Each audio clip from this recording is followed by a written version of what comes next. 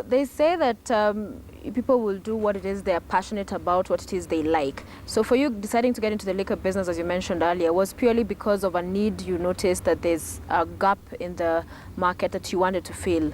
Wasn't because you thought, this is the thing I'm passionate about. Yeah, it's true. Yeah. We just wanted to go to manufacturing and then did a bit of research. Without a lot of money, of course, doing a research 6 months. And then we discovered there was a gap.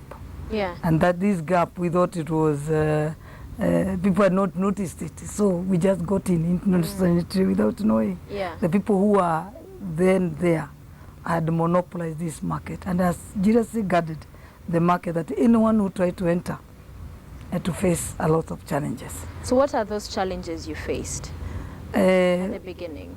Okay, unfair competition. When we got in, it was unfair competition. And then when we got in, because people are used to having one product or one company for the last 80 years.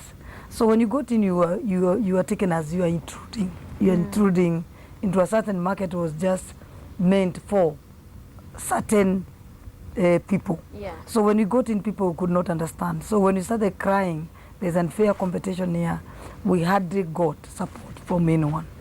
And we faced a lot of challenges, which I can only say is unfair competition.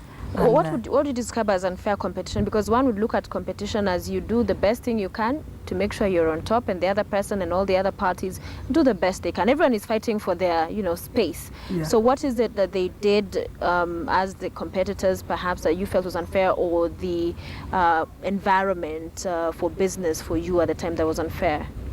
Yeah, they're unfair because when we started, it was smear campaign. The smear campaign, that whatever was making was not to the level, was not the standard.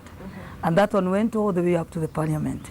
And then after we won on that, because of course you have to produce the certificates, the quality, the analysis.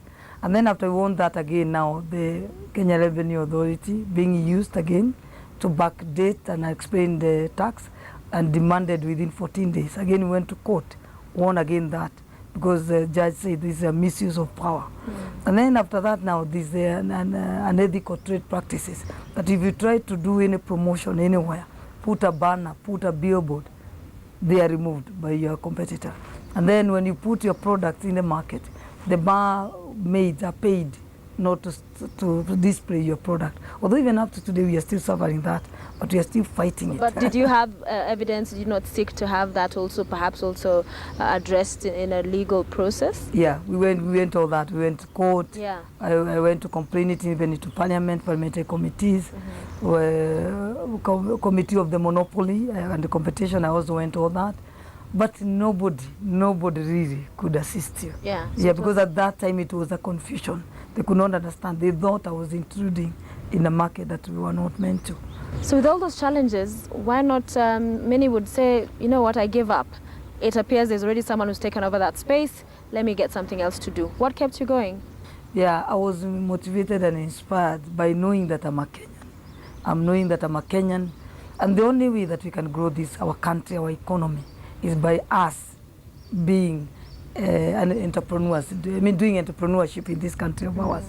And I thought if I can fight the challenge, break that monopoly, I will inspire many people and to see that it can be done.